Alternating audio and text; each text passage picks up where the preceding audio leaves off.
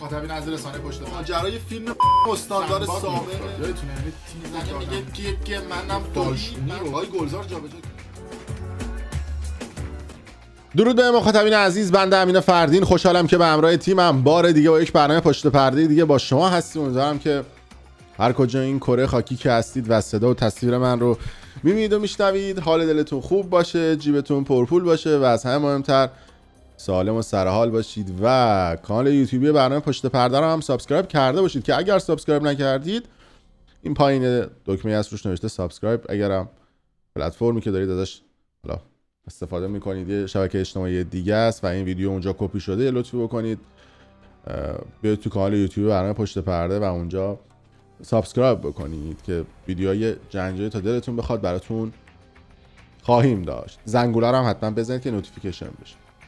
امروز میخوام راجع به یک موضوع خیلی مهم با شما صحبت بکنیم که حسابی این روزها توی ایران پر بحث شده، توی محافل مختلف و راجع بهش صحبت میکنم. موضوع لواط، اینکه یه سری از این مسئولین میذارن جون هم دیگه و از اون طرف این قضیه خیلی بین هنرمندها و بازیگرها و خواننده ها هم زیاد شده. البته بوده ولی خب کسی راجبش صحبت نمیکنه. منم خب میدونید دیگه اصلا دهن قرص تو این صحبت اصلا ناراحت میشم. مثلا فکر کنید میخوام بگم مثلا بهنام بانی مثلا اینجوریه یا مثلا مسعود جهانی و نمیدونم سورا باکس، اینا اصلا ناراحت میشم. نمیگم مثلا راجب این چیزا، شما از من نپرسید. به هر حال شاید خودشون دوست نداشته باشن که کسی بفهمه که اینها گرایش جنسی بعضیاشون دو طرفه دارن و اینا و جادهشون دو طرفه است و اینا 100% لذت رو میبرن هم از ورودی و هم از خروجی. خب به هر حال چون خودشون دوست ندارن راجع به این قضیه صحبت بشه، منم راجع به این قضیه صحبت نمیکنم که کسی هم نفهمه که این نوع گرایش‌های جنسی رو دارن. خب به هر حال هم محترمه، اما یه جایی به بعد این قضیه نامحترم میشه.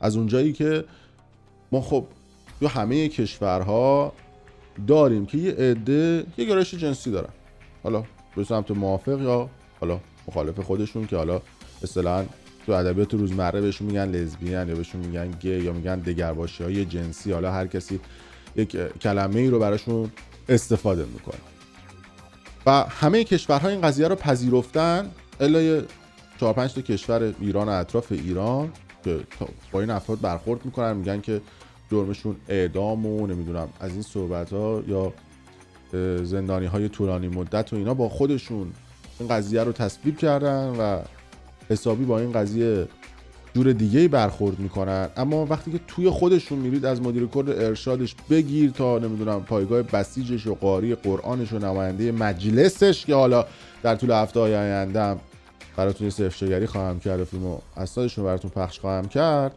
این قضیه هست. توی سلبریتی ها هم این قضیه بیداد میکنه. اما چرا نمیان این قضیه رو وایرال بکنن؟ به خاطر اینکه همه از همدیگه تو اون سیستم آتو دارن. حالا چه کونک بازی، چه لواط، چه رابطه با دختر و چه رابطه با حالا کس دیگه، چه دزدی و چه چیز دیگه، چون همه از همدیگه آتو دارن. این یه قسمت دزدی میکنه، اون یکی یه قسمت دیگه رانت میکنه، اون یکی یه قسمت دیگه فساد میکنه، اون یکی یه قسمت دیگه داره دلالدزدی میکنه. هر کسی یه گوشه‌ای داره یه کثافتکاری میکنه، هم دور هم دیگه. کسی رو لو نمیده، چون اگه این لو بده اون میره لو میده، اونو لو میده. مثل یک شبکه تارعنکبوتی که مجموعی از فسادها هست، هیچ کسی رو لو نمیده. برای همین یه عده میگن خب چرا الان داره این قضیه اتفاق میفته. و از اون طرف رسانه‌های داخل بهش نمیپردازن. اگر حالا به حال خودشون رسانه‌های خارج از کشور وقتی به این قضیه بپردازن و صحبت بکنن، یه مقدار این قضیه رو میان اسلامیش میکنن. به هر حال وقتی که باورهای مذهبی به موضوعات اضافه بشه، عموما یه عده اتوماتیکوار روی این قضیه گارد میگیرن و هر موقعی که کم میارن یا هر موقعی که آبروریزی عجیب و غریب اتفاق میفته، میان باورهای مذهبی رو قاطی میکنن. و میدونید دیگه شما میتونی هر جوری که دلت بخواد توی سیستم یک جامعه تأثیر بذاری و اون جامعه واکنش نشون نده وقتی که موضوع مذهب رو قاطی بکنی. یعنی شما اگه گرونی باشه، فقر و بدبختی باشه و هر چیز دیگه باشه، مردم طغیان میکنن و مردم ممکنه که تو هر جامعه، حالا من ایران نمیگم، توی جای مختلف این قضیه است، اما وقتی که موضوع مذهبی و بحث اعتقاد و موضوعات این تیپی میاد وسط، آدم‌ها یه مقداری گارد میگیرن نسبت به یک موضوع و یک اتفاقی. به محض اینکه امین فردی میاد راجع به این قضیه افشاگری میکنه، سری میگن آبروی مؤمن و آبروی امام و انقلاب و اسلام رو داری میبری، آبروی یک مؤمن انقلابی رو داری میبری.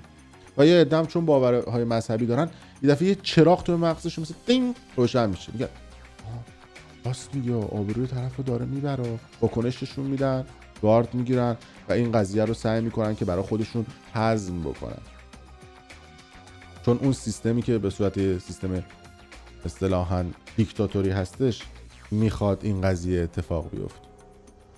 اما تهش چیه؟ تهش اینه که نمیان یک چراغ دیگه برای ذهن اون آدمی که باور مذهبی داره روشن بکنن، یک نور بتابونن به قسمت تاریک ذهن اون آدم مذهبی و بگن که آقا مؤمن که نمیذاره کنه یک آدم دیگه، مؤمن که خیانت نمیکنه، مؤمن که دروغ نمیگه، مؤمن که از جایگاه شغلی و جایگاه اجتماعیش که سوء استفاده نمیکنه، مؤمن که میشه یک تهیه کننده یا میشه یک مدیر یا میشه یک قاضی یا پزشک، هیچ وقت زیر دست خودش رو ازش سوء استفاده های جنسی نمیکنه. آیا اینا مؤمنن؟ پس تعریف مؤمن برای این آدم ها بی معنا و مفهومه، پس اینم آبروی مؤمن نمیشه. و از اون طرف میان میگن که آره این طرف با بردن آبروی طرف داره زندگی میکنه و با بردن آبروی طرف داره حال طرف رو میگیره و اینا. حالا به بخش سلبریتی ها میرسیم چون حالا خیلی هم هستن. بحث بردن آبروی این آدم ها نیست. من همیشه هم میگم من واقعیت زندگی این آدم ها رو میگم، چون واقعیت زندگی این آدم ها اینقدر عجیب و غریبه، اینقدر کثیفه، اینقدر ناپاکه که من فرض کنید که میگم که این موبایل آیفون 14 دوربینش مثلا خدا مگابیت مثلا مگابیت فلانه، نمیدونم باتریش اینجوریه تا هم از قابلیت‌های واقعیش تعریف میکنم. و وقتی شما قابلیت‌های این موبایل رو توی ذهنتون تحلیل آنالیز میکنید، خودتون میتونید بفهمید که این یه چیز خفنیه یا یه چیز درب و داغونیه. واقعیت گفتن این موبایل نمیشه تخریب کردن این موبایل، میشه حقیقت این موبایل. این ذهن شماست که اینو تحلیل میکنه که آیا این تخریبه یا تحلیل میکنه که آیا این تعریف میتونه باشه. داریم دیگه الان توی هنرمندها، توی خواننده هم داریم، ما جوانای با استعدادی داریم که صدای خوبی دارن اما تن به فساد نمیدن. باورتون نمیشه، یعنی توی خواننده ها تو استودیوهای موزیک انقدر کثافت کاری میشه و بسیاری خواننده ها که تن ندن به این کثافت کاری چونچونک بازیه نمیتونن جایگاهی تو موسیقی داشته باشن. قبلا توی فوتبال همین قضیه بود. من اومده بودم چند سال پیش این قضیه رو افشاگری کردم که آقا بازیکن‌های فوتبال مربی‌ها میرن ترتیبشون رو میدن. باورشون نمیشد. تا برنامه 90 اومد نسبت به این قضیه افشاگری کرد و یه باورشون شد که آره همچین کثافتکاری هم اونجا هست.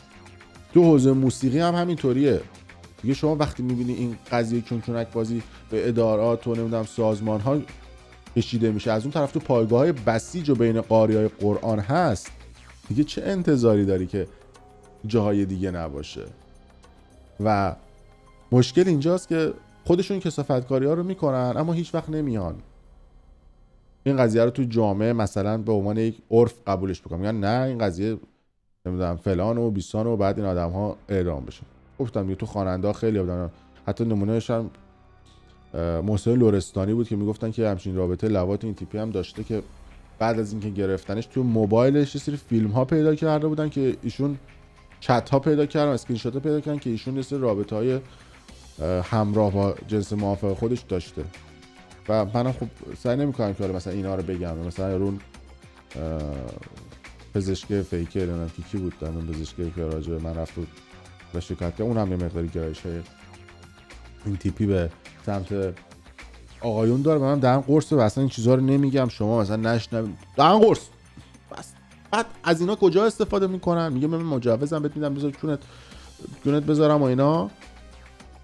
بعد تو موقع انتخابات، تو جریان‌های سیاسی و وقتی که یک ماجرا مثل ماجرای مهسا امینی اتفاق میفته و به محض اینکه میخوان یه واکنشی نشون بدن و حمایت بکنن از مردم، میگن ببین فلانی اگه الان واکنششون بدی هم دهنتو سرویس میکنیم، هم مجوزتو باطل میکنیم، هم فیلم لواطتو پخش میکنیم.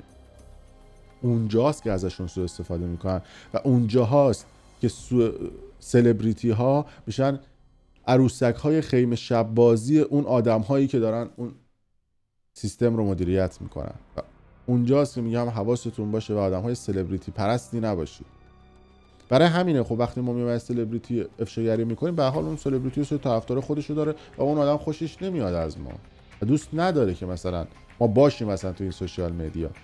برای همینه که میگه که آره این با آبروی مؤمن بازی میکنه، به خاطر اینکه من اومدم راجع به یه سلبریتی که این از اون سلبریتی خدا ساخته افشاگری کردم و این افشاگری من باعث شده که واقعیت اون آدمو ببینن و چون این آدم دوست نداره من راجع به خداش و راجع به اون آدمی که این آدم اصطلاحاً به عنوان سلبریتی و کراشش به معنای واقعی کلمه صحبت بکنم بر نمیتابه این قضیه. برای همینه که اون مملکت هیچ وقت پیشرفت نمیکنه، به خاطر اینکه لواطکارها و کسانی که اصطلاحاً تفکرات کثیف دارن در رأس قدرتن و کسانی که هوش و استعداد دارن یا آدمایی هستن که باید یه جایگاه واقعی داشته باشن یا باید تو اون مملکت واقعا به عنوان نخبه مدیریت بکنن یا مهاجرت میکنن یا سرخورده میشن و نمیتونن یک کار خوبی رو برای خودشون داشته باشن. حواستون به سلبریتی ها باشه در ایام حساسی که میتونن توی ذهن جامعه تاثیرگذار باشن. خیلی مخلصیم، دمتون گرم. خیلی دوستم شما نظرتون راجع به این موضوع بدید و برای من حتما کامنت بذارید. دم شما گرم.